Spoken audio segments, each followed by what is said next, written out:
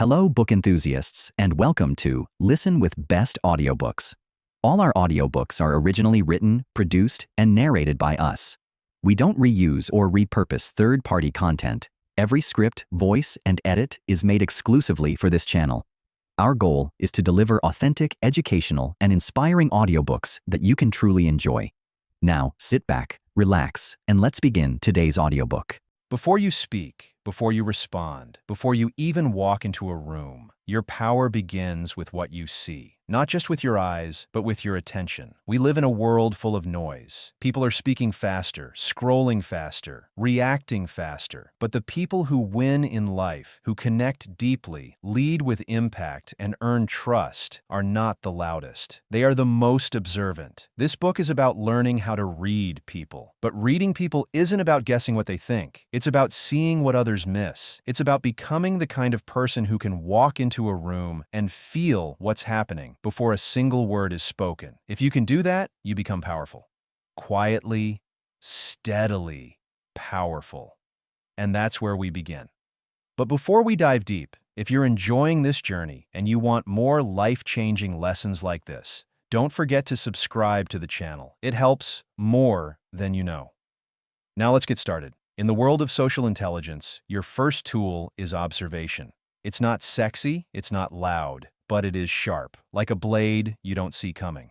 Most people don't observe. They assume. They jump to conclusions. They look, but they don't see. And when you fail to observe, you miss the real game people play. You see the smile, but you don't see the tension in the jaw. You hear the "I'm fine," but you don't catch the pause before it. You notice the words, but not the energy behind them. Social intelligence starts the moment you slow down and pay attention, not just to people's words, but their patterns, how they sit, where their eyes move, what makes them light up, what makes them go quiet. If someone enters a room and looks at the floor, that tells you something. If they keep adjusting their watch or their hair, that tells you something too. But you can't notice these things if you're busy thinking about what you'll say next. To truly understand people, you must take your attention off yourself. Observation is like a muscle. If you train it, it grows. You'll start to notice that people don't always say what they mean, but their bodies always tell the truth. You'll start to feel energy shifts, even in silence. You'll read between the lines, and that gives you an edge. Imagine walking into a room and knowing within seconds who's confident and who's faking it, who's open and who's guarded, who's lying and who's scared. You don't learn this by talking more. You learn it by watching more. We were all born with this skill. Babies observe everything. But as we grow up, we're told to speak more, do more, hustle more, and slowly we forget to look. We forget to sense. You want to win with people? Start looking again. When you meet someone new, don't rush to impress. Be still. Watch how they move. Hear how they breathe. Feel their rhythm. Let them show you who they are before you show them who you are. Because most people reveal themselves. All you have to do is watch. Let me give you a truth most never hear. The best communicators are not always the best talkers. They're the best listeners. And more than that, they're the best watchers. They watch how people react to feedback. They watch how someone changes when a stronger voice enters the room. They notice when someone interrupts or stays silent too long. These details are everything. Because people are always sending signals through tone, posture, speed, and silence. And once you can read those signals, you become fluent in a deeper language, a social language most never learn. Now, observation is not about judgment. It's not about sizing people up or labeling them. It's about understanding them. Why they move the way they do, why they say the things they say, why they pull back when certain topics come up. The moment you stop trying to be interesting and instead become interested, your social world will change. You'll walk into spaces and sense the mood. You'll know who to approach and how. You'll know when someone's open to connection or when they need space.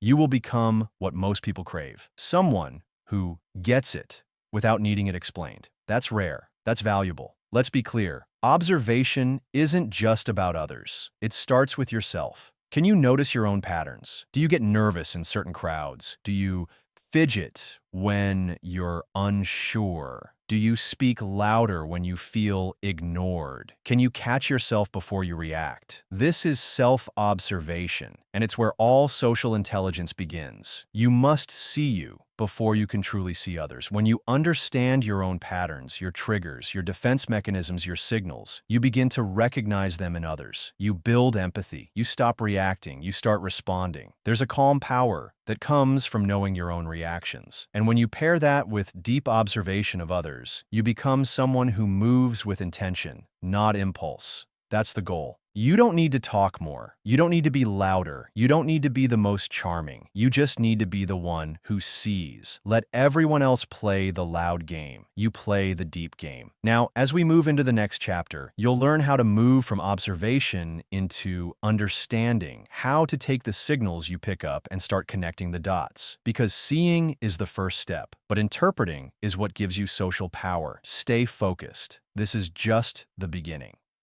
Chapter 2. Reading between the lines, the unspoken language.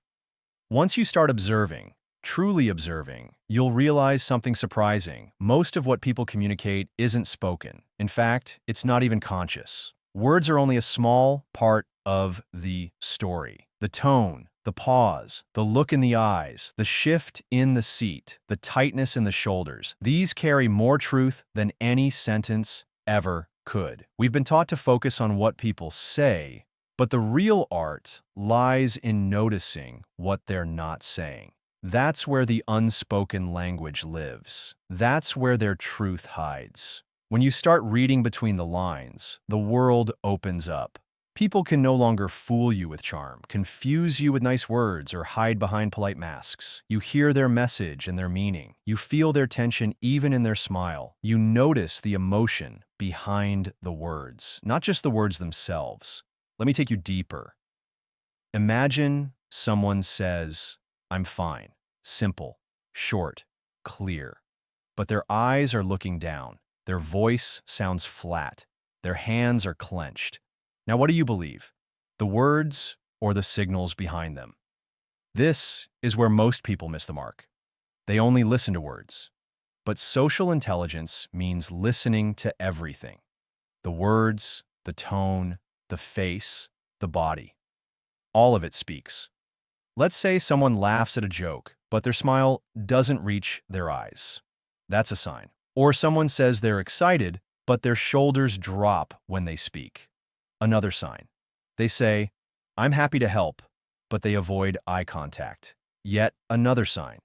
These aren't accidents. They're emotional slips, tiny truths that leak out when people try to hide how they really feel. The skilled listener hears the tension. The skilled reader sees the distance. The socially intelligent person connects the dots. You don't need superpowers for this. You need awareness. You need to slow down enough to catch what most people miss. And here's the deeper truth. People don't always intend to hide. Often, they don't even know what they're feeling. They might say yes because they don't know how to say no. They might pretend to be strong because they were never taught how to ask for help. So they speak one way, but their energy speaks another. If you can tune into that energy, you gain access to a level of understanding that changes everything. You become the person who can comfort without asking questions. You become the leader who senses when someone is overwhelmed, even if they won't admit it. You become the friend who understands what someone needs, not just what they say.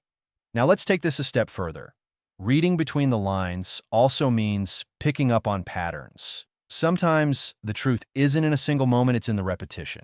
Someone always interrupts when they're nervous. Someone always changes the topic when they feel insecure. Someone always jokes when the room gets serious. These habits are signals, and when you start connecting them, you see people more clearly than they see themselves. You'll start noticing things like who gets louder when they feel ignored, who becomes sarcastic when they feel hurt, who tries to impress others to avoid feeling invisible. Most of these behaviors aren't conscious. They're survival strategies, learned patterns, people picked up to protect themselves. But now, those same patterns are revealing their inner world to you. And with that insight, you gain a rare power, the ability to respond not react. Let me explain. When someone lashes out, most people react with defense or anger. But the socially intelligent person steps back and asks, what's underneath this reaction? Maybe it's fear, maybe it's shame, maybe it's exhaustion. Once you recognize the emotion beneath the behavior, your entire response shifts. You don't get pulled into the chaos. You speak to the emotion, not just the behavior. And that's how you build trust. People open up to those who make them feel understood. You can't fake that. You earn it. And you earn it by reading between the lines, by proving through your presence that you see them, not just hear them. Now, here's something powerful. Sometimes the most important message someone sends you is silence. That silence after a question. That silence when the room is full of laughter but their eyes are distant. That silence when they could speak, but don't. Most people run from silence. They fill it with words, with jokes, with anything. But silence is a space where truth lives. A person's silence may say, I don't feel safe here, or I don't think you'll understand, or even, I don't have the words yet. If you can sit in that silence without rushing it, you give someone the gift of space, and that gift builds connection. True social intelligence isn't about controlling conversations. It's about creating spaces, safe spaces, where people feel seen, heard, and held, even when they don't know how to express themselves. That's the power of unspoken language. Let's talk briefly about mirroring. Mirroring is when someone subtly matches another person's tone, posture, or facial expression.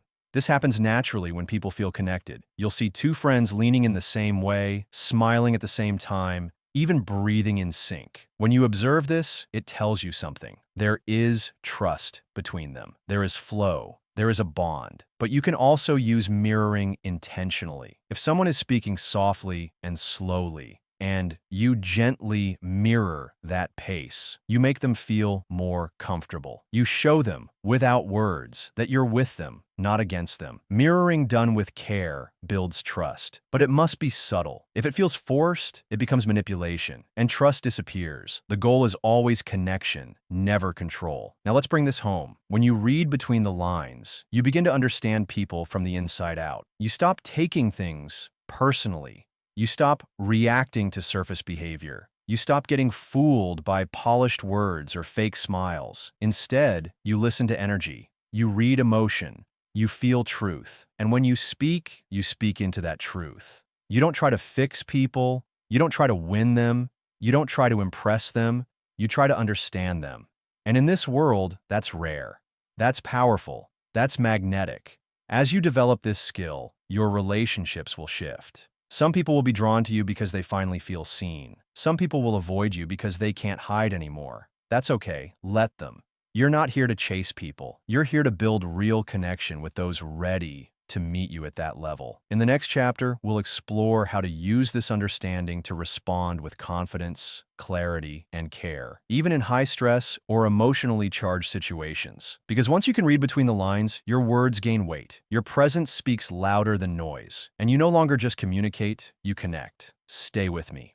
The journey is just getting deeper. Chapter 3. Responding with Power, the Art of Calm Communication.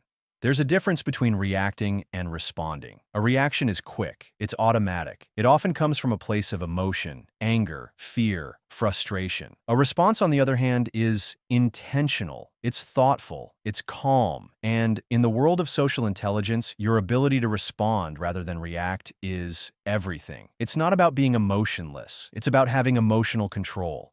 It's about holding space. Even when others lose theirs, it's about choosing your words, your tone, and your timing, not because you're trying to impress anyone, but because you're grounded. This is what makes communication powerful. Calmness is not weakness, it's control. And when you can stay calm in a heated situation, you change the energy of the room. You become the person people turn to, the person people trust, the person who leads, not by volume, but by presence. Let's go deeper. You walk into a room. There's tension. Someone just got criticized. Another person is avoiding eye contact. The atmosphere feels heavy. Most people would either freeze or try to fix the discomfort. But you breathe. You observe. You listen. And when you speak, your voice is steady. Your energy is firm but soft. In that moment, you don't just say something, you do something. You lower the emotional temperature, you create space for clarity, you show leadership. That's the art of calm communication. Now, how do you get there? It starts inside. Most people speak from their wounds, from their fears, from their insecurity. That's why their communication feels sharp or defensive or aggressive. But when you've done the work to calm your inner world, your outer voice begins to change. You no longer feel the need to win every argument. You no longer take every word personally. You no longer seek to dominate. Instead, you seek to connect. That shift is everything. Let's say someone insults you. They call you lazy or useless, or say something that cuts deep. The natural reaction is to snap back, to defend yourself, to prove them wrong. But what if you didn't? What if you just looked at them, steady and calm, and said, "Is there something else going on here?" That single sentence, spoken without anger, without sarcasm, without ego,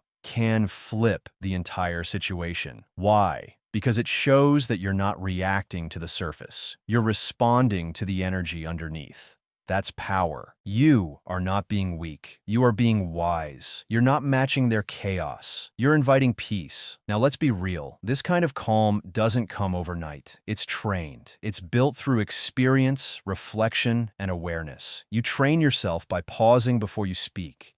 You train yourself by breathing before responding. You train yourself by learning to feel emotions without being controlled by them. You don't deny anger. You just don't let it drive the car. You don't ignore fear. You just don't let it choose your words. You become someone who holds space. That phrase, holding space, means allowing others to express themselves without your energy making it worse. It means you listen without interrupting. You stay still.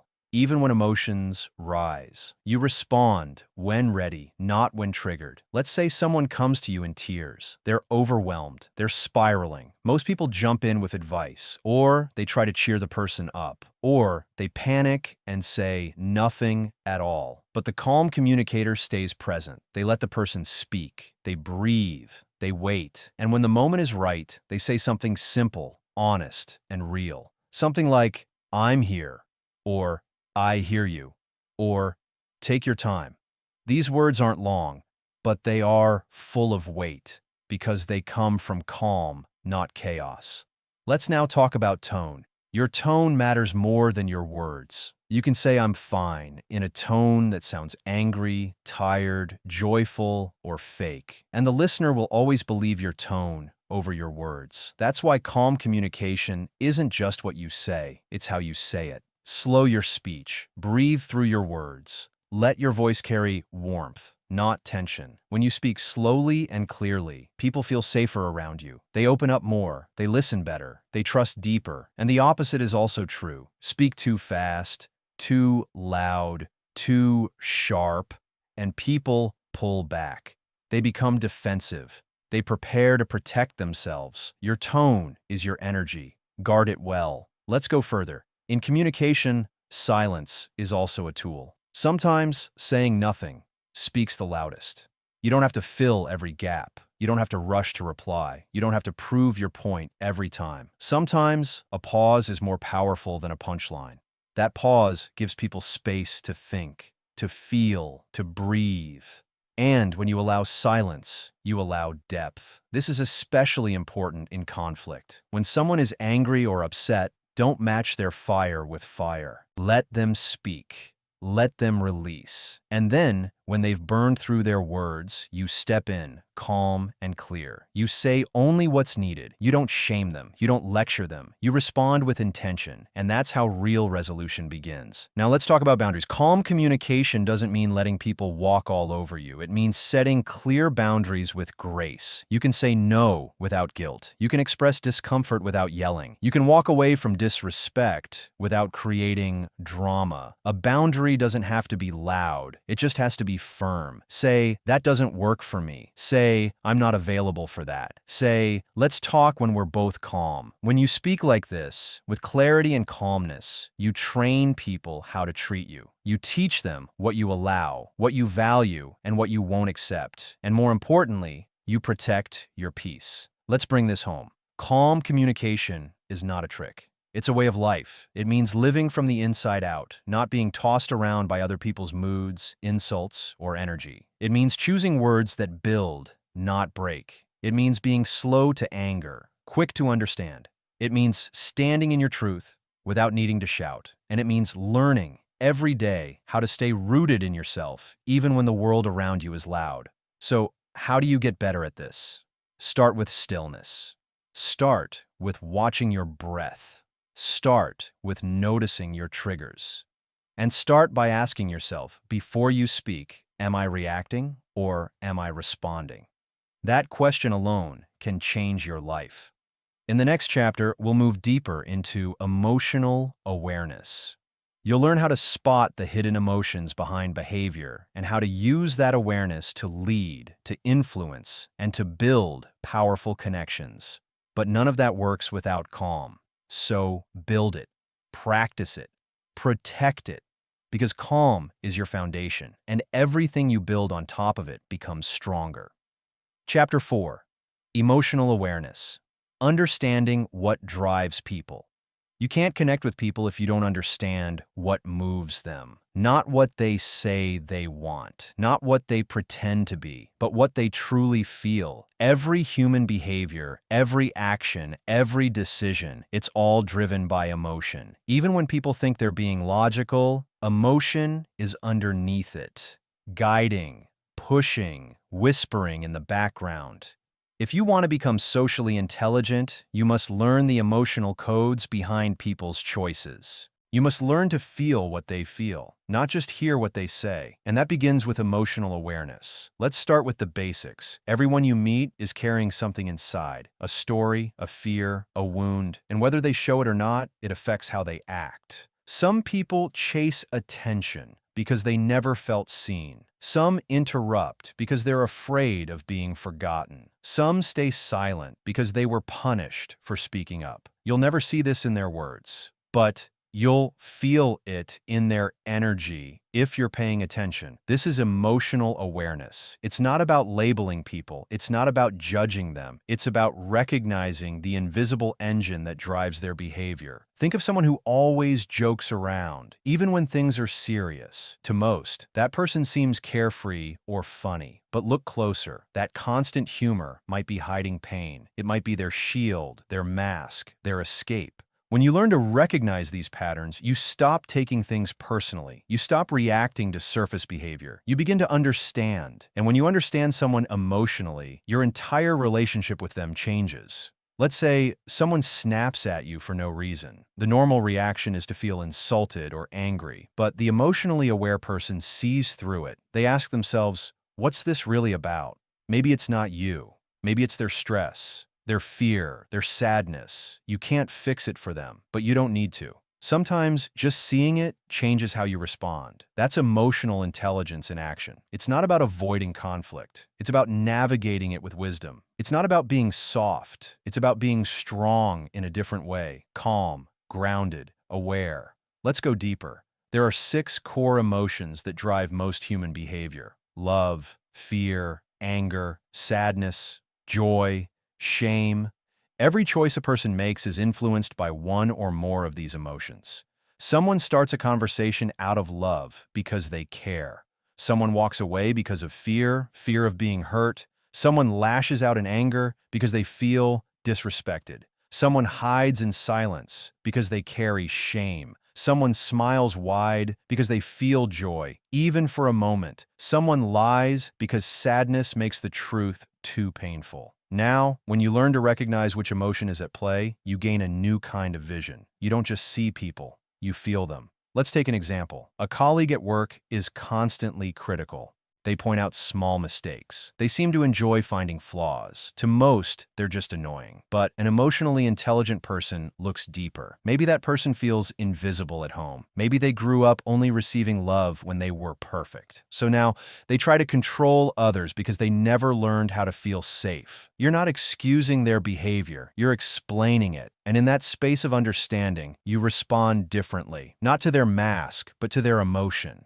This doesn't mean you have to fix everyone. It doesn't mean you have to take responsibility for their emotions. It means you move from reaction to recognition. from frustration to understanding. Emotional awareness also means knowing when someone's behavior is really about you. Sometimes it is. Sometimes you did hurt them. Sometimes you were insensitive. And if you're emotionally intelligent, you'll recognize your own impact too. That requires humility.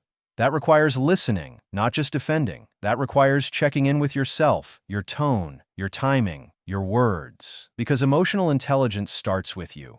You can't read others if you can't read yourself. You can't lead others if you can't lead yourself. And you can't care for others if you've never learned to care for your own emotions. Let's talk about that. Most people were never taught how to deal with their emotions.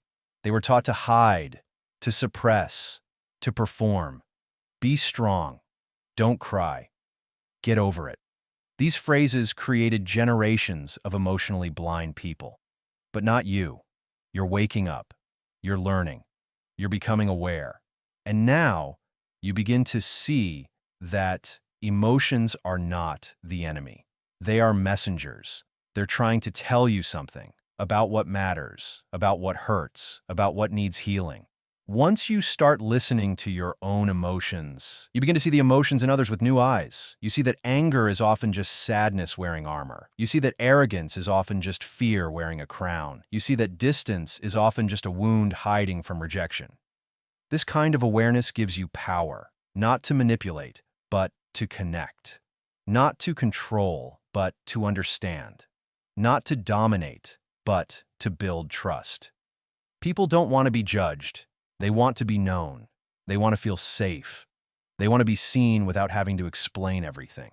If you can give that to someone, if you can see their emotion and not flinch, if you can hold space without pushing, if you can meet their energy without losing yours, you become unforgettable, not because of your looks, not because of your charm, but because of how you made them feel. And emotional awareness is how you do that. Now, how do you build this skill? You start with silence, with listening, with asking yourself, what's really going on here? You slow down, you observe, you feel, you ask, what's the emotion under this behavior? And you respond to that emotion, not just the words. You practice empathy, you reflect often, and you learn to speak into people's hearts, not just their ears. It takes time, it takes patience. But once you build this awareness, your relationships become deeper, your communication becomes clearer, your presence becomes healing, and you become someone others trust, even in their darkest moments. In the next chapter, we'll dive into listening, not just hearing words, but listening in a way that changes lives. Because now that you understand emotion, you're ready to learn the skill that unlocks real connection.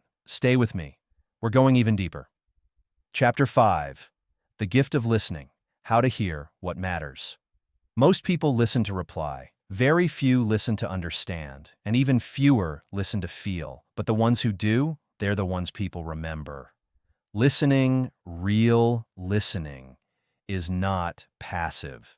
It's not just waiting for your turn to talk. It's not just staying quiet while someone speaks. It's a full body, full heart presence. It's a gift, one of the rarest gifts you can give another human being.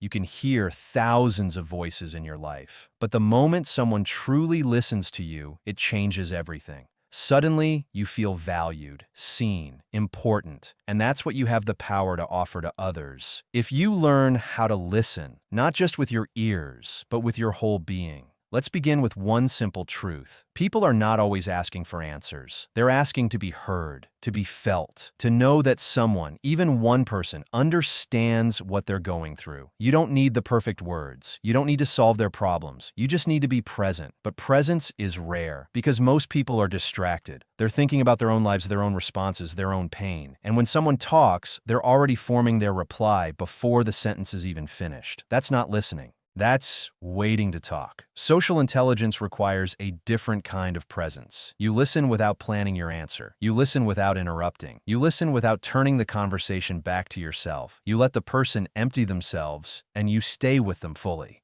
That's real connection. Let's go deeper. There are levels of listening. The first is surface listening. You hear the words, but you're not really tuned in.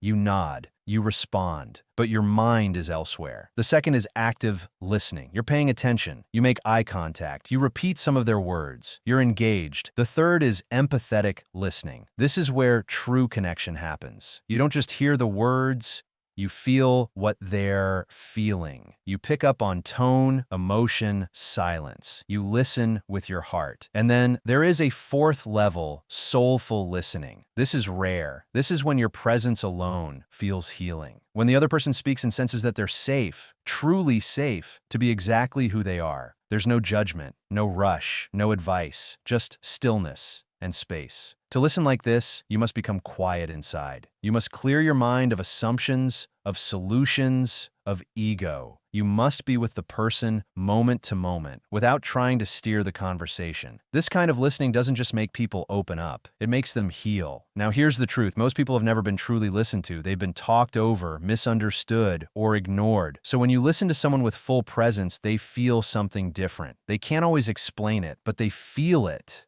And they remember you for it. This is not about being a therapist. It's not about fixing anyone. It's about making space. You become a safe place in a noisy world. Let's take an example. Your friend says, "I've been really tired lately." A surface listener might say, "Yeah, me too. Life's crazy." An active listener might say, "You've been tired? Because of work?" But an emotionally intelligent listener pauses. They lean in. They feel the heaviness in that sentence. And maybe they say something like, "You sound exhausted. Do you want to talk about it?" Or maybe they say nothing.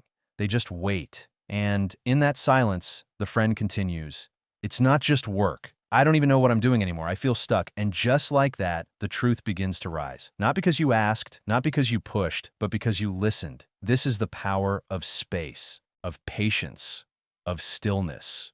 Now let's talk about nonverbal listening. Listening isn't just done with your ears. It's done with your body. Your eye contact says, "I'm here." Your posture says, "You matter." Your silence says, "Take your time." The way you tilt your head, lean in slightly, nod gently, it all signals safety. It tells the other person that this is a place they can speak without fear. But it must be real. Fake interest is worse than no interest. Don't pretend to care. Be real. Even if you can't fully understand someone's experience, you can respect their emotion. You can honor their honesty. You can hold their words with care. This doesn't mean letting someone talk endlessly while draining your energy. It means setting boundaries with kindness. But in those moments where someone is opening up, give them your best attention, because that's when it counts the most. Let's also talk about listening in conflict. Most people don't listen during an argument. They defend, they attack, they wait for their turn to prove they're right. But social intelligence means listening even when emotions are high. You pause, you breathe,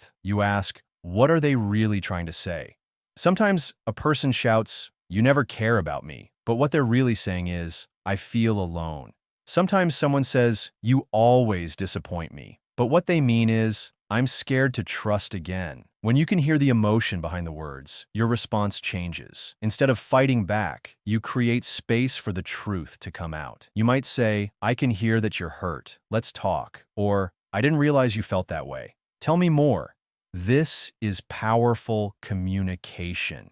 This is leadership. And this is how relationships heal. One more thing. Sometimes listening is about listening to silence.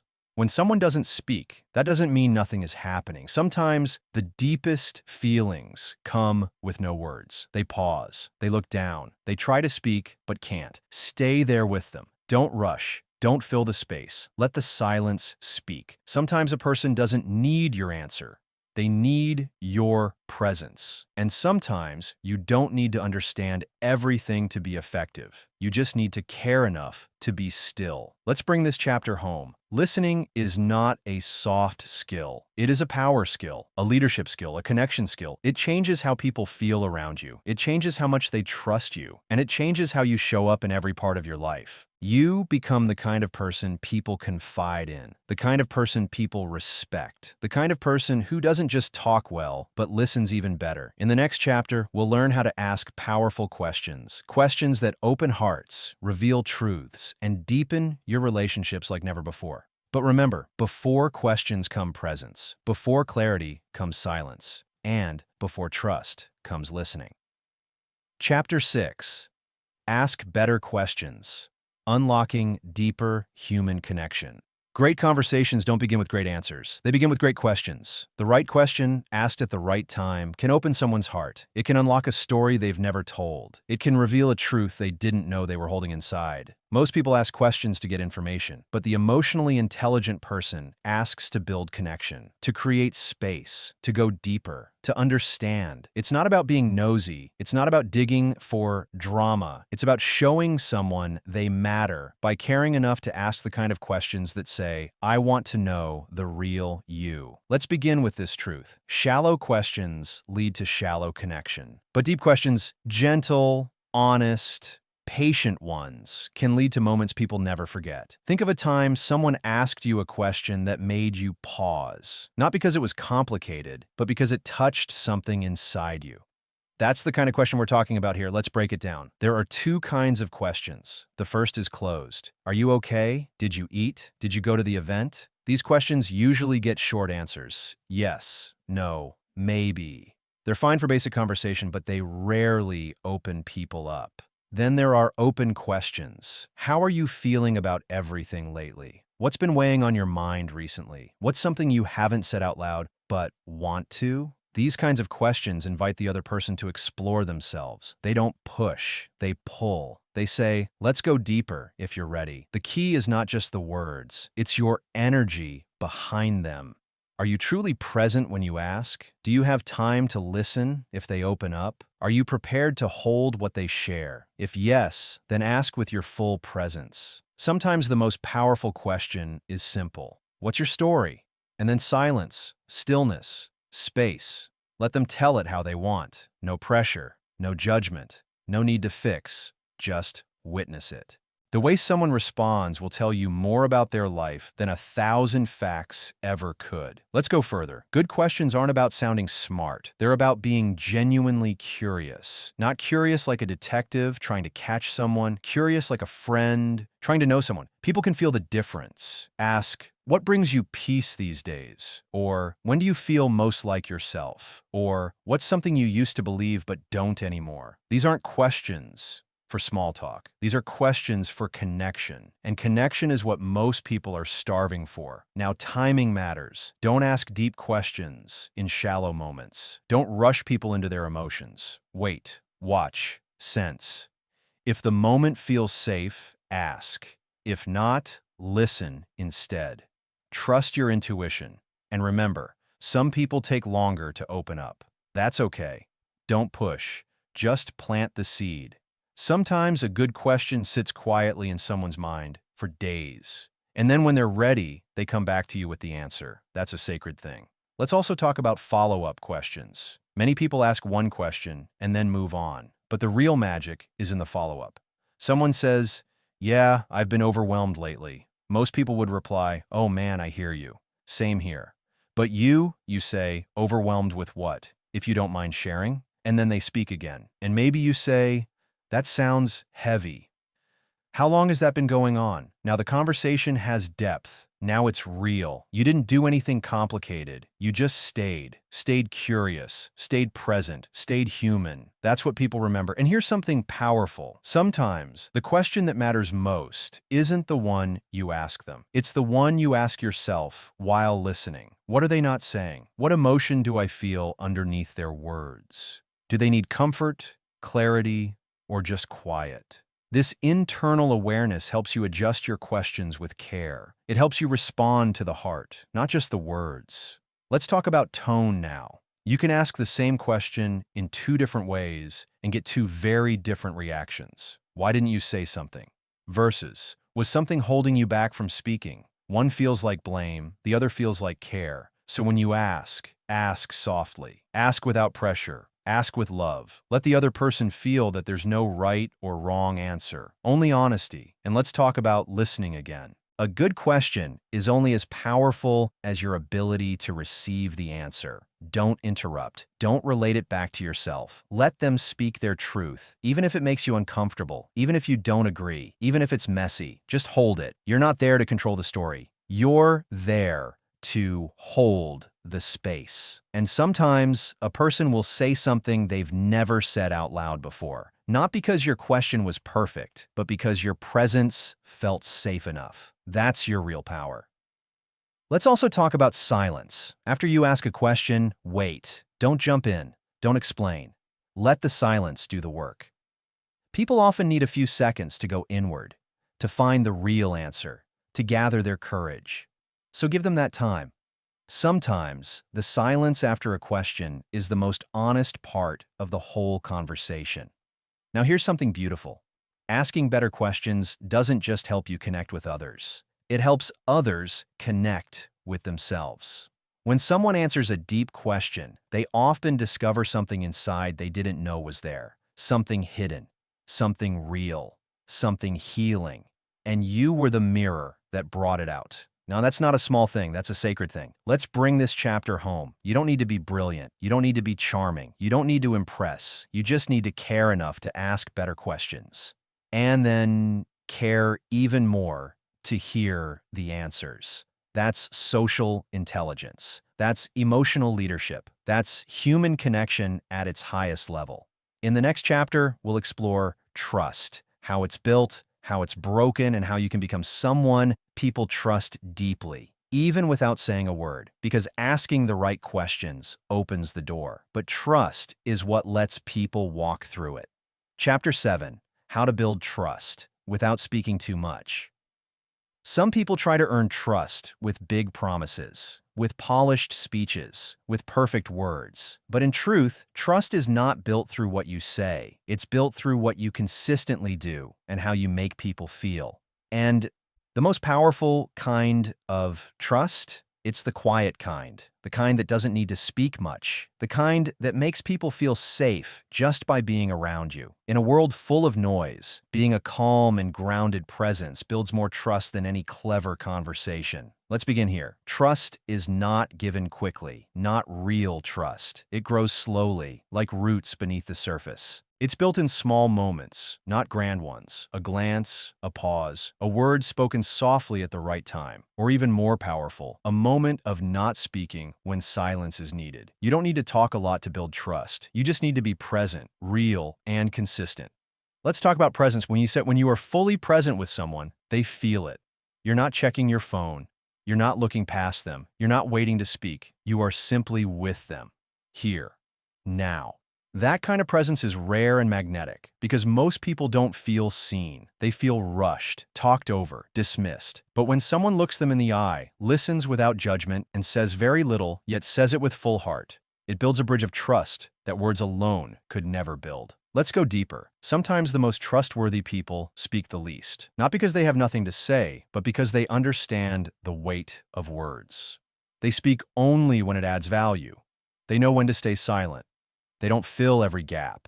They don't try to impress. Their quiet confidence is calming. Their stillness becomes safety. That's the person others turn to when life gets heavy.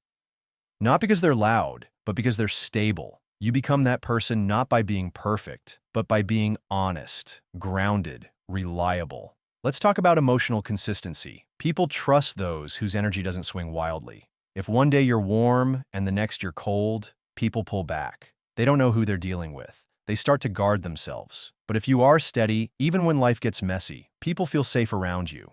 They know what to expect. They know you won't explode or disappear. They know you can handle emotion without reacting from it. That steadiness builds trust. And steadiness doesn't mean being emotionless.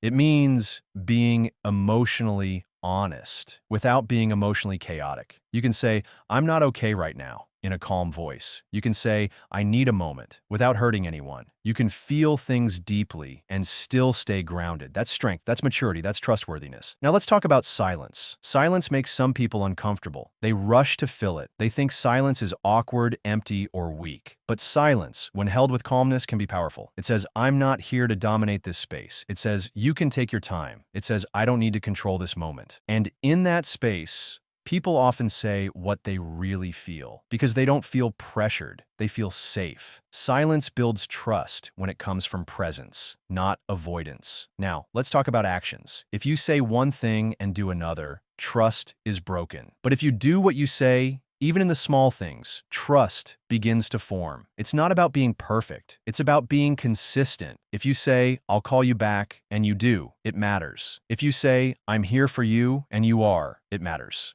If you show up on time, if you remember the details, if you stay calm when others panic, it all adds up. Because trust is not one big thing. It's 100 small things done right over time. Let's also talk about authenticity. People can feel when you're being real, and they can feel when you're not. You don't need to be impressive. You need to be honest. If you don't know something, say so. If you're unsure, admit it. If you made a mistake, own it. This kind of honesty builds more trust than pretending ever will. Because people don't trust perfection. They trust vulnerability. They trust humility. They trust someone who's human. Now let's touch on emotional privacy. People who are trustworthy don't share everything they hear. They know how to protect the words others give them. When someone tells you something in confidence and you keep it to yourself, you become safe. And safe people are rare. Don't gossip. Don't retell other people's stories. Don't take what was shared in pain and turn it into entertainment. Protect it. Honor it, even if it seems small. Because people remember how you handled their pain. Let's also remember this. You can build trust without deep conversations, even in silence, even through your calm presence, even through small, repeated kindnesses.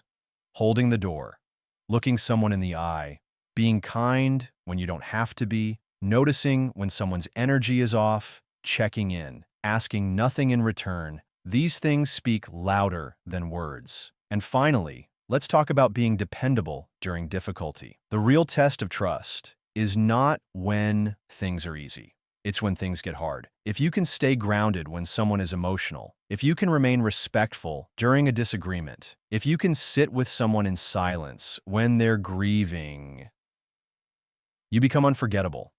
Because you didn't just show up for the good parts. You showed up when it mattered most. And you didn't need a lot of words to do it. Just presence. Just calmness. Just care. Let's bring this home. You don't need to speak a lot to build deep trust. You just need to be present, be consistent, be honest, be safe, speak with less noise and more weight, listen with more heart and less judgment, protect the space others give you, and honor the emotions they don't know how to say. In the next chapter, we'll dive into boundaries, how to set them, protect them, and still remain connected. Because trust doesn't mean saying yes to everything. It means knowing who you are and standing in that truth with kindness. Chapter 8. Boundaries. Build connection. Say no without guilt. Many people believe that to connect with others, you have to always say yes. Yes to helping. Yes to showing up. Yes to doing more even when you're tired, overwhelmed, or hurting. But here's the truth. You cannot build real connection without boundaries. You cannot build trust without honesty. You cannot protect your peace if you're always afraid to say no. Boundaries are not walls. They're not cold. They're not selfish. Boundaries are bridges. They create clear lines of respect. They help both people feel safe. They make sure your connection doesn't come at the cost of your well-being. Let's start simple. A boundary is anything that protects your energy, your time, your mental space, or your emotional safety. It can be as simple as, I'm not available for that. I need some time alone. I don't like being spoken to that way. I'd rather not talk about this right now. These are not attacks. They're not rejections. They are healthy expressions of self-awareness. And here's what most people don't realize. When you don't set boundaries, you silently teach people that your needs don't matter. You give too much. You hold too much. You say yes when your heart says no. And slowly, your energy drains. Your resentment grows. Your peace disappears. You become burned out, not because people are bad, but because you didn't protect yourself with clarity. Social intelligence means knowing that connection doesn't mean overextending. It means knowing how to stay close to others without abandoning yourself. That's the balance. Let's go deeper. Setting a boundary doesn't mean being rude. It means being clear. People often think, if I say no, they'll get upset. Maybe they will, but their reaction doesn't mean your boundary was wrong. It just means they were used to getting yes from you, even when it cost you. You don't have to be harsh to be strong. You can be kind and still firm. You can say, I care about you deeply, but I can't do this right now. You can say, I respect your feelings, but this is what I need. You can say, I want to support you, but not at the cost of my mental health. People may not like it, but the right people will respect it because real connection isn't about comfort. It's about honesty. Let's talk about guilt. Most of the time, people avoid setting boundaries because of guilt. They feel bad for saying no. They feel responsible for how others feel. They think love means sacrifice, no matter the cost. But love without boundaries becomes control. Support without limits becomes resentment. Care without rest becomes burnout. You are not selfish for protecting your peace. You're not mean for needing space. You're not cold for wanting rest. Guilt is a signal, but it's not always telling the truth. It's often just the echo of an old belief that your worth is tied to your usefulness, that your value is tied to how much you give. But listen carefully. You don't have to bleed to prove you care. You don't have to break to keep others whole. You are allowed to take up space. You are allowed to say no. You are allowed to be kind to yourself first. Let's talk about how boundaries actually strengthen connection. When you are clear with your limits, people know where they stand. There's no confusion, no guessing, no silent resentment building underneath. You can love someone deeply and still say, I can't talk right now. I need time to think. This is not something I'm comfortable doing. And in that honesty, trust grows. People may not like your limits at first, but over time, they learn to respect you more because your yes means something. It's not forced, it's real. And real connection can only grow in real honesty. Let's also talk about boundaries in listening. You can be a great listener and still have limits. You can say, I want to support you, but I'm emotionally drained today. I care about your story, but can we continue this another time? I'm listening, but please don't yell. I need this to stay respectful. You are allowed to set the tone for how you are treated, even in hard moments. That doesn't make you less loving. It makes you more intentional. Let's bring in emotional safety. When you have strong boundaries, people feel safer around you. Why? Because they know you won't explode. You won't overpromise. You won't disappear from burnout. You're grounded, clear, centered. That stability is calming. It creates a space where others can relax because they're not worried about hurting or overwhelming you. They trust your no. They value your yes. Now, how do you start setting boundaries if you never have? Begin small. Choose one area of your life where you've been feeling exhausted, uncomfortable, or disrespected. Then ask yourself, what do I need here? What would protect my energy? Once you know that, practice saying it out loud. Not with anger, not with fear, with calm. I need some space to rest. I can't say yes to this right now. I care about you, but I need a break. At first, it will feel scary. You may feel guilt. You may fear rejection. But over time, as you protect your peace, your confidence will grow. And the people who truly care about you, they will adjust. They will grow with you. They will thank you for being honest. Boundaries filter out the relationships that are based on guilt, and they strengthen the ones built on mutual respect. Let's talk about boundaries with love. You can love someone and still not be available all the time. You can care deeply and still take time for yourself. You can offer support and still say, not right now. Love is not constant sacrifice. Love is not overextension. Love is truth, shared with care.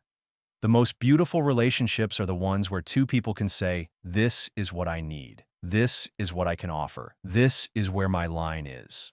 And they respect each other for it. Let's bring this home. Boundaries are not barriers. They are invitations for healthier relationships. They say, I want connection, but not at the cost of my peace. I want closeness, but only with respect. I want to love you and love myself too. Social intelligence is knowing where your line is and learning how to express it with strength and softness. In the next chapter, we'll talk about emotional regulation, how to keep your calm in tense moments and respond with wisdom when your emotions try to take over. Because boundaries protect your peace, and emotional intelligence helps you live inside that peace. Chapter 9. Mastering emotional control. Stay grounded when it gets loud. There's a moment right before you speak, right before you act, where everything can change. A split second, that pause, that breath, that space between reaction and response. That's where your power lives. Emotional control isn't about pretending you don't feel anything. It's not about suppressing anger, fear, sadness, or frustration. It's about learning how to hold your emotion without letting it take the wheel. Because in that moment, when everything gets loud, when the room is tense, when someone disrespects you, when your heart rate rises and your voice wants to follow, that's when you decide, will you react from emotion or respond from wisdom? That choice defines your relationships, your leadership, your peace. Let's go deeper. Most people are ruled by emotion. They get angry and lash out. They feel hurt and shut down. They feel jealous and attack. They feel embarrassed and lie. And afterwards, they regret what they said. They wish they could take it back. But the damage is already done. That's what happens when emotion leads. But when you learn to stay grounded in the storm, something changes. You become different. You speak with control. You move with clarity. You gain respect without raising your voice. And most importantly, you protect your peace. Let's understand something. Emotions are not your enemy. They're signals. They're messengers. They tell you what matters, what hurts, what needs attention. But they are not always truth, and they are not always safe to act on. Emotional intelligence means feeling fully, but choosing wisely. You might feel angry, but you don't explode. You might feel triggered, but you don't blame. You might feel disrespected, but you respond with dignity. That's control. That's maturity. That's power. Let's talk about what that looks like in real life. Someone criticizes you in front of others. Your first urge is to defend, maybe even attack, but you pause, you breathe.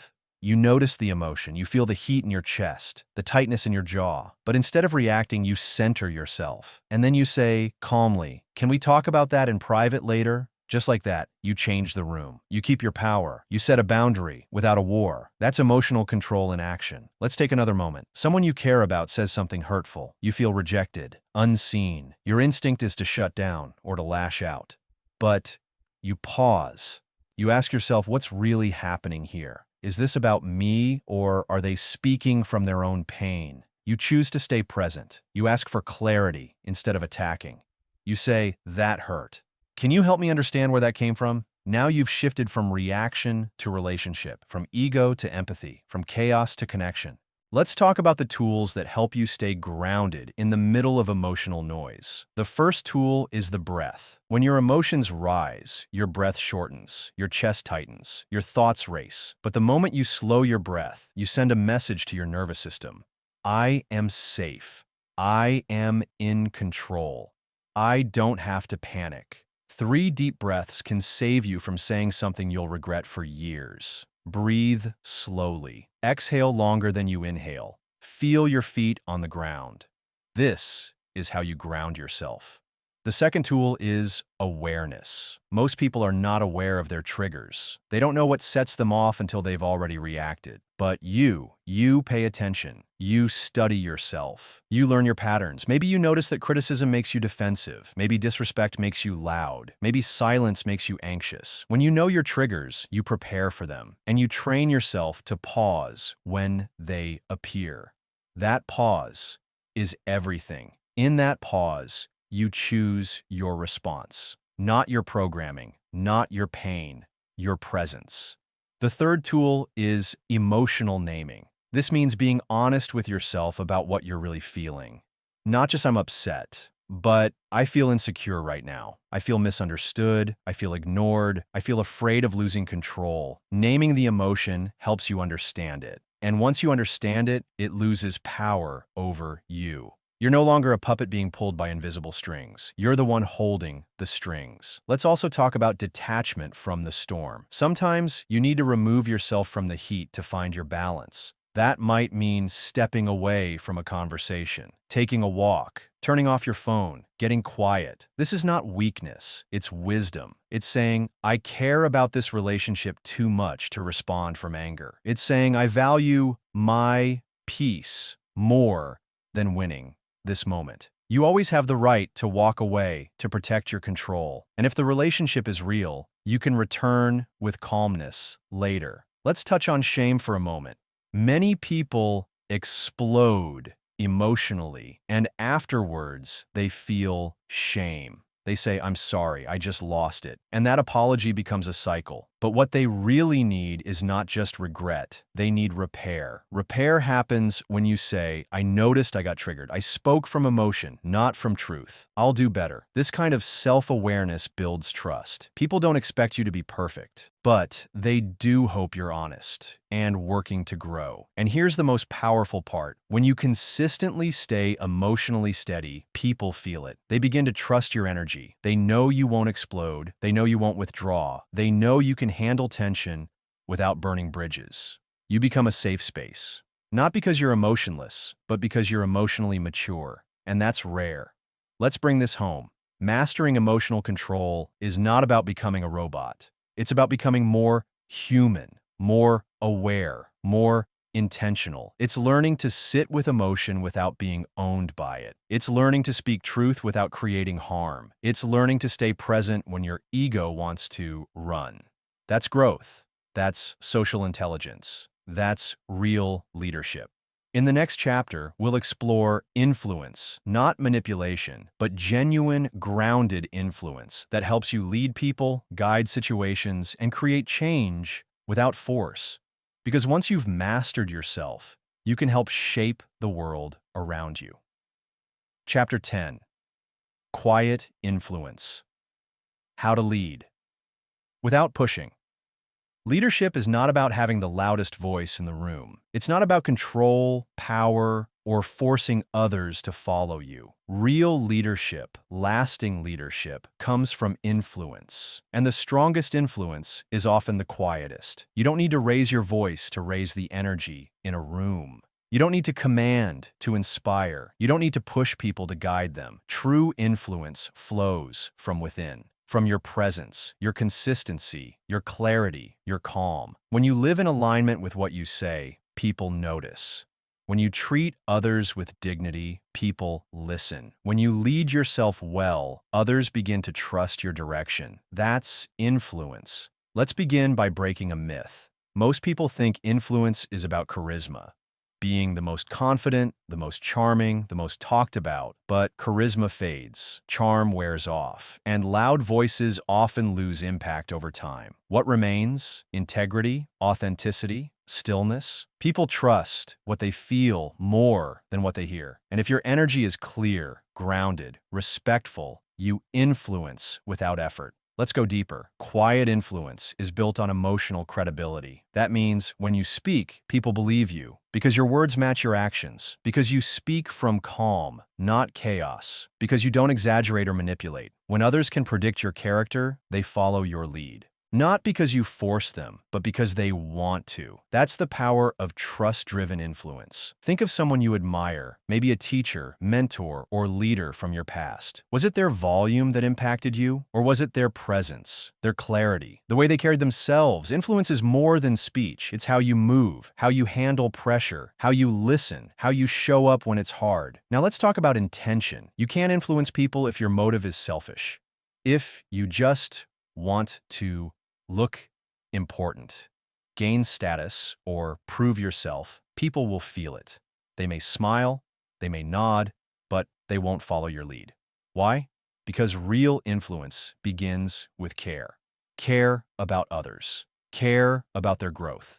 Care about the bigger picture. When people sense that your guidance is rooted in service, not ego, they lean in. That's the heart of quiet leadership. Let's talk about modeling behavior. One of the most powerful ways to influence others is to embody what you want them to become. If you want others to be calm, be calm. If you want honesty, be honest. If you want people to listen, listen deeply. If you want respect, give it first. People learn more from what you do than from what you say. You don't have to say, "Follow me." Just walk with integrity. Just carry yourself with clarity. And people will naturally begin to shift. They'll say, "There's something about them. I trust them. I feel safe when they speak." That's real influence. Now let's talk about influence through questions. You don't always need to give answers. Sometimes asking the right question at the right time can open minds far more than preaching ever could. Questions like, "What do you think would happen if we tried it this way?" How would you feel if this situation were reversed? What's really important to you here? These kinds of questions don't push. They invite. They don't corner. They expand. Influence doesn't always look like direction. Sometimes it looks like curiosity. Let's talk about energy. Your energy enters the room before you do. People feel your state. Even if you're quiet, even if you say nothing, if you walk in full of chaos, people feel tension. If you walk in calm and centered, people relax. If you walk in grounded and sure of yourself, people notice. Energy speaks louder than words. To influence others, learn to influence your own state first. Breathe before you enter a room. Be clear about your intention. Choose peace over pressure. And walk in knowing your presence alone can shift the space. Now let's talk about feedback. Part of influence is knowing how to give guidance without judgment. Instead of saying, "You did that wrong, try. Can I share an observation that might help?" Instead of, why would you do it like that? Try. What led you to make that choice? Feedback with respect opens the door. Criticism with shame closes it. Quiet influence knows how to correct without crushing. It knows how to build without breaking. Let's also talk about silence. You don't have to speak on everything. Sometimes your silence holds more weight than your voice. When someone is venting and you stay still. When someone is aggressive and you don't match their energy. When everyone is talking, but you choose to listen, that restraint becomes power. People begin to wonder what you think. They begin to respect your timing. They begin to feel your presence, even when you're quiet. This is not manipulation. It's maturity.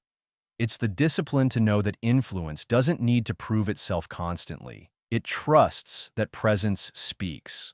Let's bring this home. Quiet influence isn't about being passive. It's about being powerful without the noise. It's about leading through your example, speaking with purpose, listening with care, standing in your values, letting your actions speak. You don't need a stage to lead. You don't need a title to guide. You don't need a loud voice to be heard. You just need presence, clarity, self-respect, and a deep care for those around you. In the next chapter, we'll explore how to repair connection after conflict. Because even with great influence, misunderstandings happen. But with the right mindset and skill, you can turn conflict into deeper connection. Because influence isn't about avoiding tension. It's about rising above it with grace. Chapter 11. Turning conflict into connection. Repair, don't retreat. Conflict is not the enemy. Avoiding it is. Every relationship, no matter how strong, how loving, how respectful, will face moments of tension, misunderstandings, hurt feelings, missed signals, clashing needs. That's part of being human. But what matters is not whether conflict happens. What matters is what you do next. Will you retreat and disconnect? Will you react and destroy trust? Or will you pause, breathe, and choose repair? Social intelligence means knowing how to handle tension without making it worse. It means knowing how to lean in when everything inside you wants to pull away. Let's begin here. When conflict appears, most people react in one of three ways. They explode. Loud voices, blame, anger. They shut down. Silent treatment, withdrawal, avoidance. They fake peace, smile, numb. Pretend like it didn't matter, but none of these reactions truly resolve anything. They only push the pain underground, where it grows quietly. Real connection doesn't avoid conflict. It faces it. It walks through it. It cleans the wound, not just covers it. That's repair. Let's go deeper. When conflict happens, your first job is not to prove your point. It's to protect the relationship. You don't have to agree with everything. You don't have to apologize if you didn't do wrong, but you do have to stay present, stay respectful, stay human. Because what breaks trust is not just disagreement. It's how we handle disagreement. Let's say someone accuses you of something that feels unfair. Your body tightens. You want to interrupt. You want to defend. But instead, you pause. You breathe. And you say, "Can you tell me more about how you're feeling?" Now you've shifted the energy. You've moved from defense to dialogue. You've created space for understanding, even when you don't agree. That's emotional leadership. That's repair. Let's talk about listening again, because during conflict, it becomes even more important. People in pain often speak in harsh ways, not because they're cruel, but because they don't feel safe, or heard, or seen. When someone is upset, listen for the emotion, not just the words. Under "you don't care about me" might be, "I feel like I'm not a priority." Under "you're always judging me" might be, "I feel ashamed, and I don't know how to say it." If you can hear that, if you can respond to the feeling rather than react to the words, you become someone who de-escalates, not escalates. You become someone who heals. Let's talk about ownership. In any conflict, take a moment to ask, what part of this is mine? Maybe you didn't mean to hurt them, but your tone was sharp. Maybe you didn't start the argument, but you dismissed their feelings. Maybe you were tired, but you spoke with impatience. Owning your part doesn't make you weak. It makes you trustworthy. It tells the other person, you matter enough for me to be honest with myself. And that opens the door to mutual respect. You can say, I see how my words landed, and I'm sorry. I didn't mean to make you feel small. That wasn't my intention. I was reactive. Let me try again. These words soften hearts. They don't erase the pain, but they begin to clean it. Now let's talk about staying calm in the middle of heat. When emotions are high, keep your voice low. When others get louder, slow your speech. When someone presses you for answers, take a breath before replying. You don't need to match the chaos. You hold steady. You stay rooted. This doesn't mean you allow disrespect. It means you respond with dignity. You can say, I want to have this conversation, but I need it to stay respectful.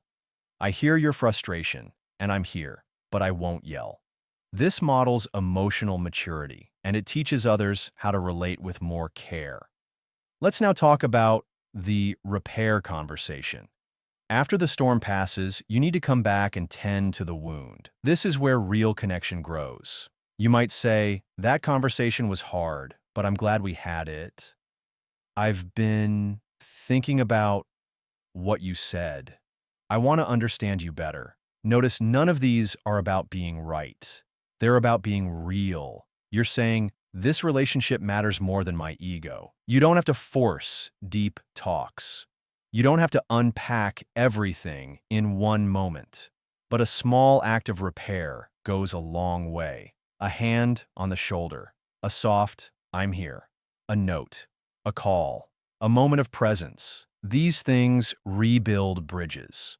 Let's also talk about when repair isn't easy. Sometimes the other person isn't ready. They may still be guarded, still angry, still hurt. That's okay. Repair is an invitation, not a demand. You don't chase. You don't beg. You don't manipulate. You stay available. You stay open. And you give them space. Some wounds need time. Some walls need patience. But your steady, grounded energy, over time, becomes the signal that it's safe to return. And when they do, don't make them pay for the silence. Welcome them with grace. Begin again. That's connection. That's love in action. Let's bring this home. Conflict will come. That's not the failure. The failure is when we allow pride, ego, or fear to stop us from healing the connection. But you now know better. You can pause. You can breathe. You can listen without reacting. You can own your part. You can open the door to repair. Because real social intelligence isn't about avoiding hard moments. It's about growing through them. In the next chapter, we'll explore the subtle art of reading group dynamics, how to understand energy in a room, and how to navigate social spaces with clarity and grace. Because relationships don't only happen one-on-one. Sometimes your presence needs to guide a whole room. Chapter 12. Reading the room, mastering group energy and presence.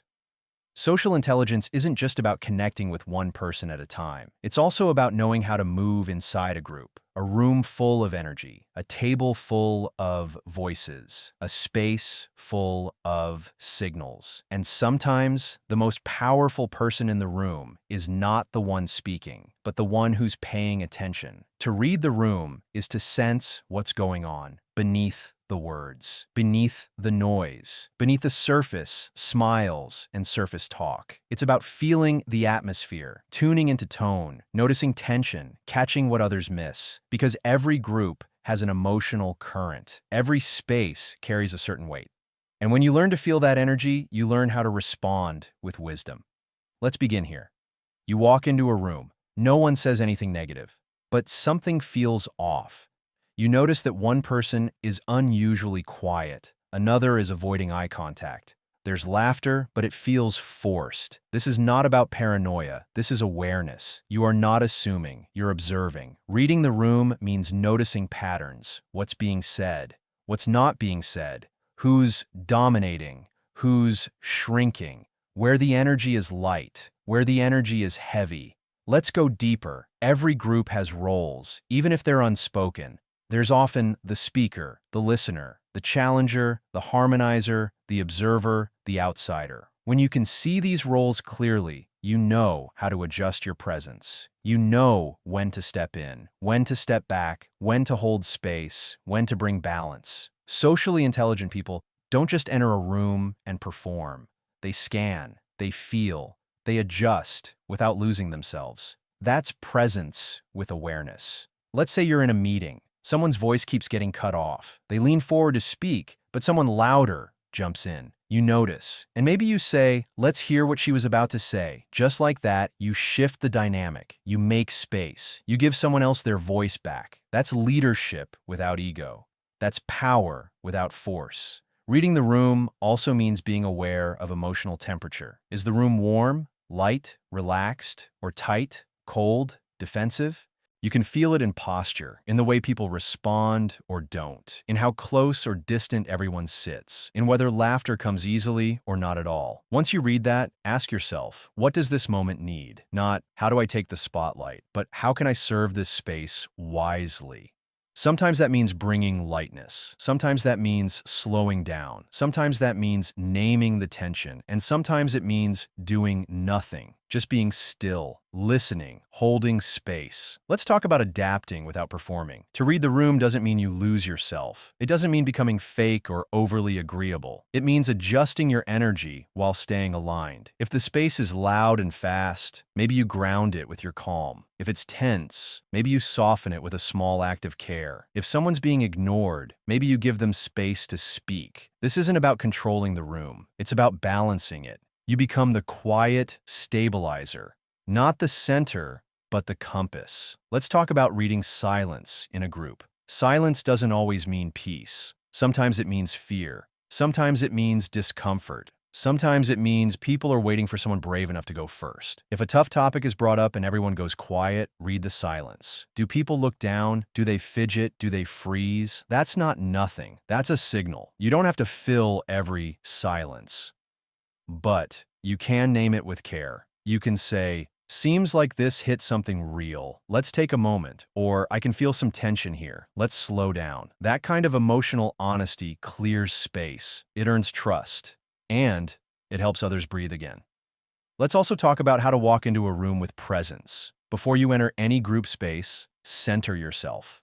Ask, what energy do I want to bring? What energy does this space need? Then adjust your posture. Open your chest. Soften your face. Slow your breath. Be present. You don't have to be the loudest. You don't have to impress. Just be rooted. Be real.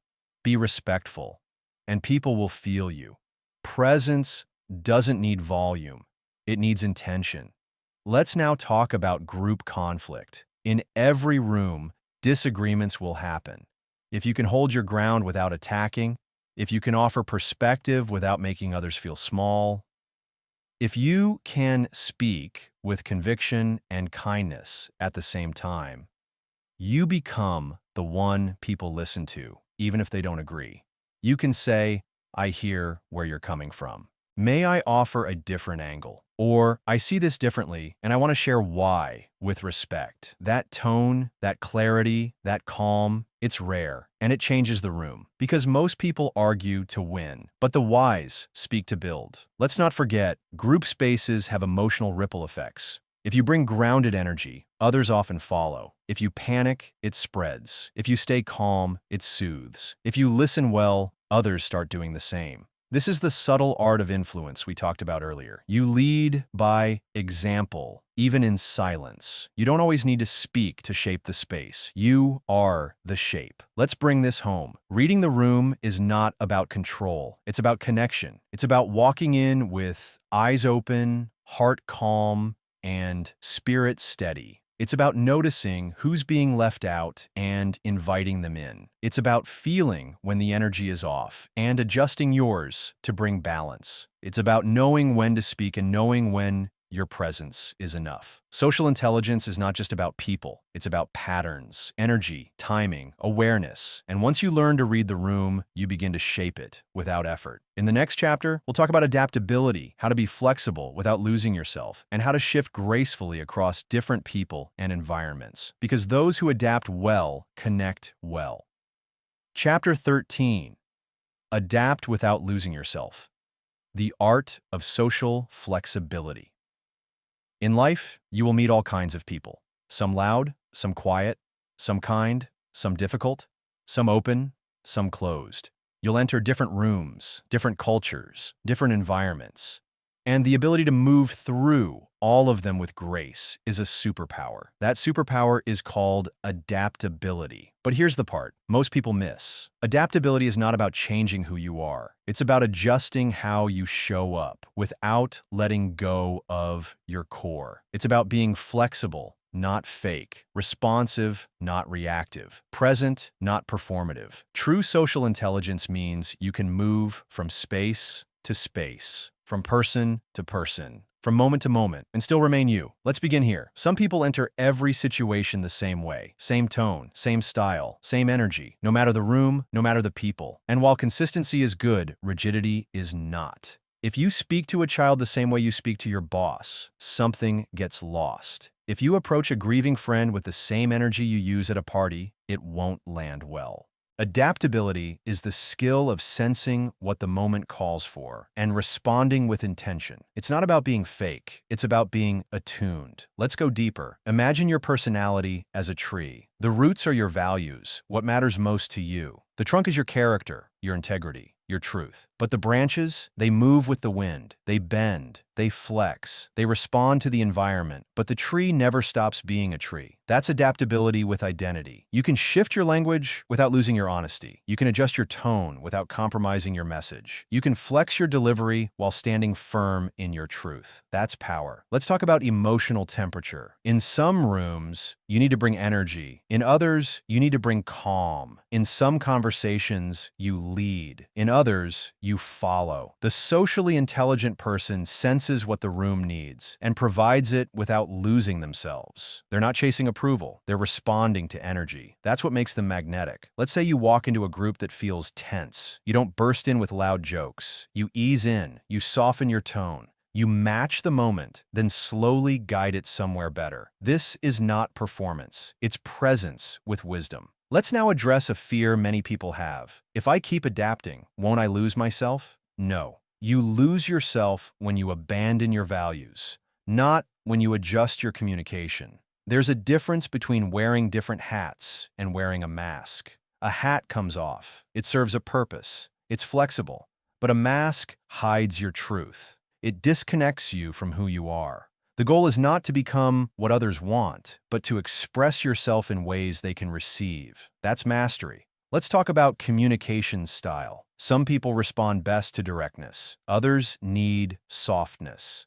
Some want details. Others want vision. If you're rigid, if you only speak your way, you limit your impact. But if you learn to translate your truth into their language, you expand your reach. You can still be honest, just more thoughtful. Still real, just more refined. This is how you build connection across different personalities. Now let's talk about cultural flexibility. In a global world, you'll meet people from different backgrounds, values, traditions, and what feels normal to you might feel confusing or even disrespectful to them. Adaptability means learning how to honor those differences without losing your own center. It means listening more before assuming. It means asking before offering. It means being open to learning, not just leading. This isn't about walking on eggshells. It's about walking with awareness. You can be proud of your way of life and still respect someone else's. That balance creates bridges, not walls. Let's now explore the power of code switching with intention. Code switching is when someone changes how they speak or act depending on who they're with. For some, it's a survival tool. For others, it's exhausting.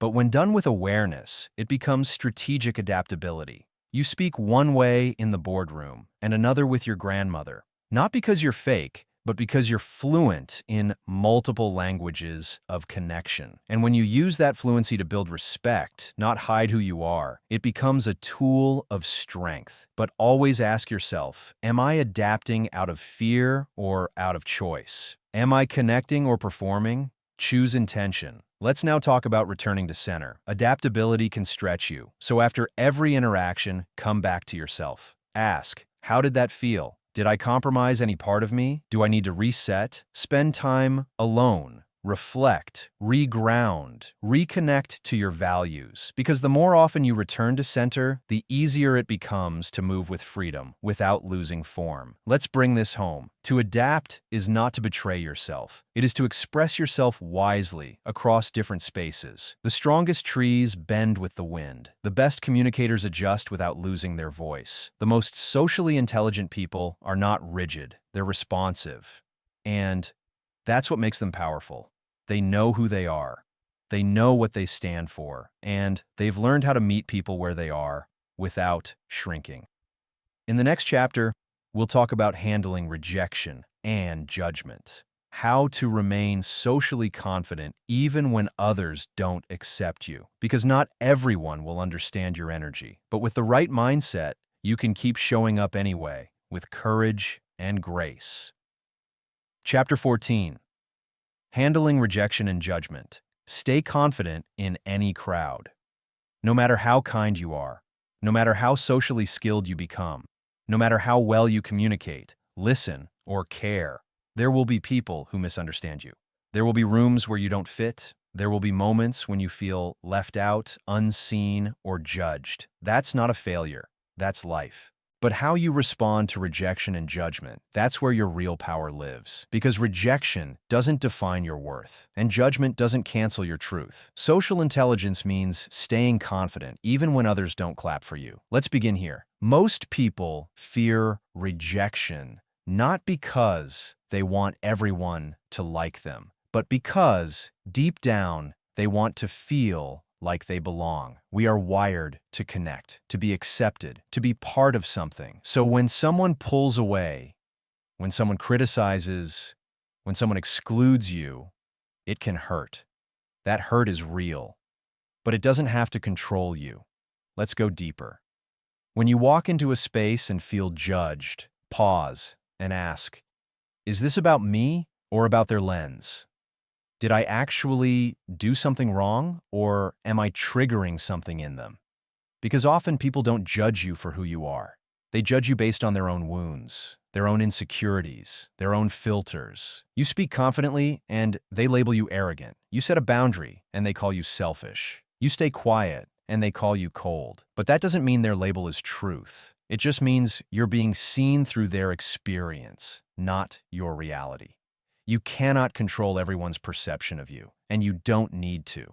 Let's talk about belonging to yourself. Social confidence doesn't come from being liked. It comes from liking who you are, even when others don't. It's when you can say, they don't understand me, and that's okay. I'm not for everyone, and I don't need to be. My truth still matters, even when it's not received. This is what keeps your confidence alive when judgment tries to shrink it. You're not defined by who leaves the room. You're not broken because someone didn't clap.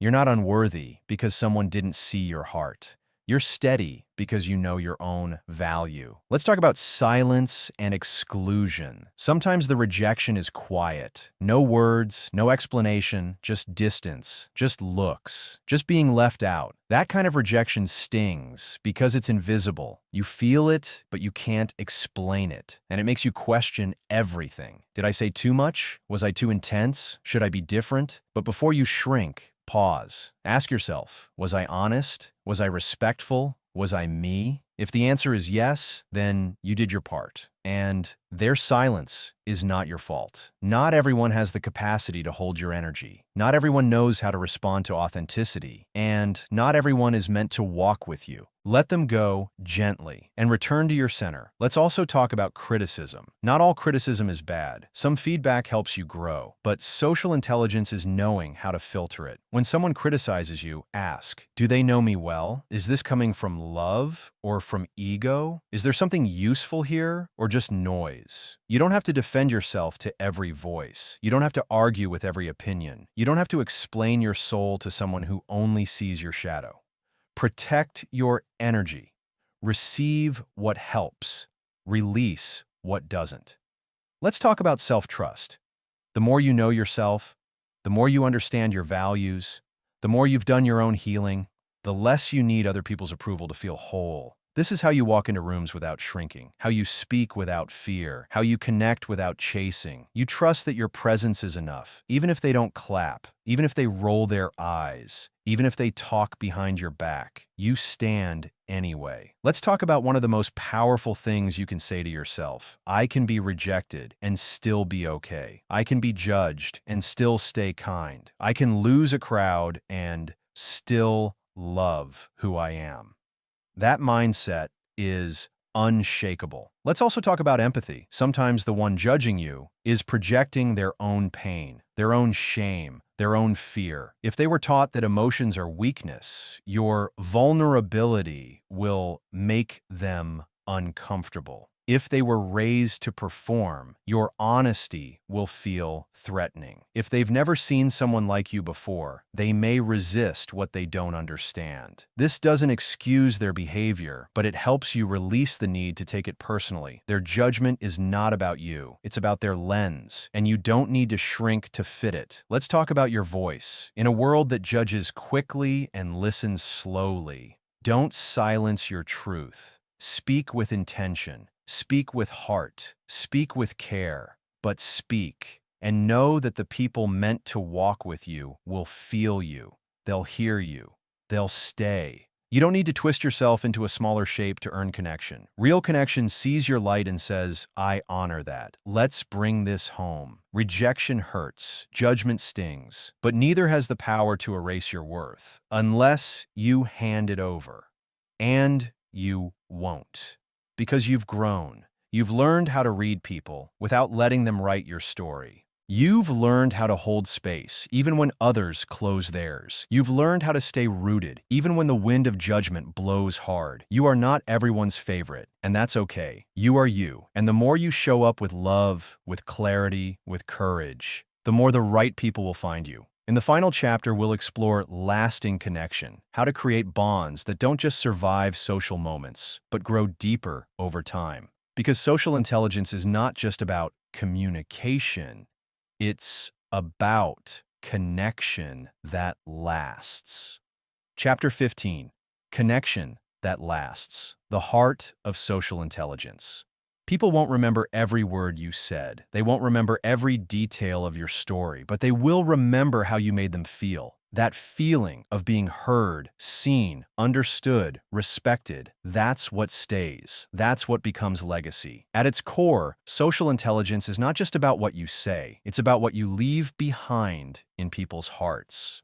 Let's begin here. Lasting connection is not built in a single moment. It's built over time, through small, repeated acts of care, through presence, through consistency, through the way you show up again and again with honesty and kindness. You don't need to be loud. You don't need to be flashy. You don't need to impress. You just need to be real and consistent. Let's talk about consistency. People connect with what they can trust. If your energy is warm one day and cold the next, people will protect themselves. If you show interest today but disappear tomorrow, people won't feel safe. If you overpromise but underdeliver, people begin to pull away.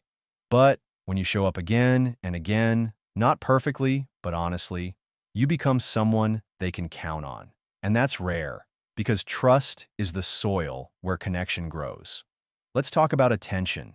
In today's world, most people feel invisible. Even surrounded by others, they feel alone. When you give someone your full attention, you offer them something sacred. You tell them, you matter. You tell them, I see you. You tell them, right now, this moment with you is all that matters. And that moment becomes a memory, a reason they want to keep you close. Lasting connection is built through presence, not performance. Let's talk about remembering the small things. You don't need grand gestures to build strong bonds. Sometimes the smallest act creates the deepest impact. You remember their favorite tea. You check in after their big day. You send a message when they're quiet. You say, I was just thinking about you. That's connection. It's not always what you say. It's what you notice. Let's talk about vulnerability. True connection cannot survive on surface talk alone. It grows when two people are willing to go deeper.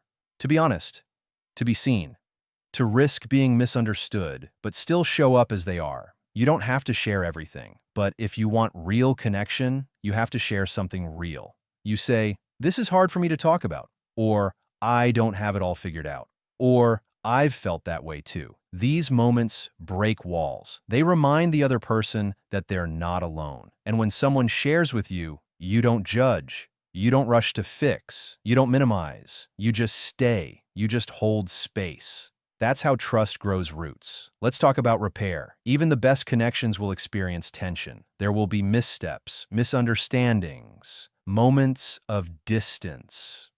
But what makes a bond strong is the willingness to repair. To say, I didn't handle that well. To say, I was hurt, but I still care. To say, let's talk. I don't want to lose this. Those words are glue. They keep relationships from falling apart. Lasting connection doesn't mean no conflict. It means we care enough to come back, to reconnect again and again. Let's talk about mutual growth. The best relationships don't just feel good. They make you better. They challenge you. They reflect your blind spots. They support your dreams. They keep you accountable to your highest self. You walk with people who are growing too, who value truth, who want depth, who are willing to look inward, because shallow connection can't carry you through deep seasons. You need people who are rooted, and you need to be rooted too. Let's talk about giving and receiving. Lasting connection is not one-sided. It's not just you giving, giving, giving. It's a rhythm, a dance. Sometimes you carry. Sometimes you're carried. You say, I've got you. And later, they say, I've got you too. That balance builds bonds that don't break easily. Let's talk about space. Connection doesn't mean being present all the time. Sometimes it means knowing when to give someone space, to breathe, to heal, to think. Respecting space is love. Trusting that the bond won't break just because there's distance. You don't chase, you don't panic, you remain steady. You return when the time is right. That kind of maturity deepens connection more than constant presence ever could. Let's talk about grace. People will disappoint you. They'll forget. They'll misread. They'll say the wrong thing. And you will too. But grace says, I see your intention, not just your mistake. I remember the good, not just the stumble. I'm here, not just when it's easy, but when it's real. This grace doesn't mean accepting disrespect. It means holding the humanity of the people you care about and allowing room for growth. Let's talk about depth. Not every conversation will be deep, but every connection should have the capacity for depth, where you can talk about real things, your fears, your hopes, your pain, your joy, where you feel safe to be fully you, where silence feels like peace, not pressure, where laughter lives beside honesty. That's the kind of bond that time can't erase. Let's bring this home. Lasting connection is not about constant communication. It's about true communication. It's not about being impressive. It's about being present. It's not about always saying the right thing.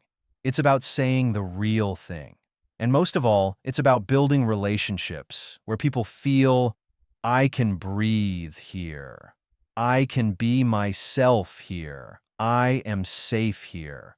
That's the heart of social intelligence. It's not just what you know about people. It's how you treat them, how you see them, how you show up again and again. So take this wisdom with you. In every room you enter, be present, be calm, be honest, be kind. Not because it guarantees applause, but because it guarantees that when someone does remember you, they remember peace, they remember care, they remember warmth, and that kind of legacy never fades. This is the end of the book, but the beginning of something deeper in you. Go forward, Lead with presence, connect with care, and watch your world transform, one relationship at a time.